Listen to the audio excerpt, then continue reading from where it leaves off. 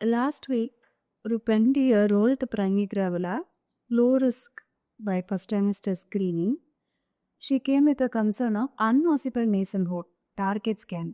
So, either how do they address?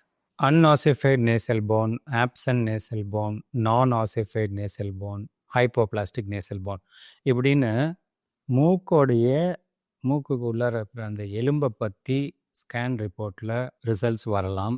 இந்த மாதிரி வந்துச்சுன்னா பதட்டப்படவே தேவையில்லை. பெரும்பாலான கருக்கள் நார்மலாக தான் இருக்கும்.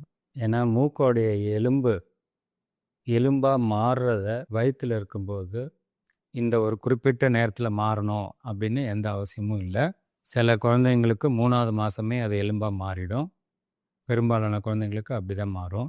ஒரு 100ல் ஒரு 5% குழந்தைங்களுக்கு வயிற்றில் இருக்கும்போது அது எலும்பாக மாறாது. பிறக்கும்போதோ பிறந்த பிறகோ மாறிடும்.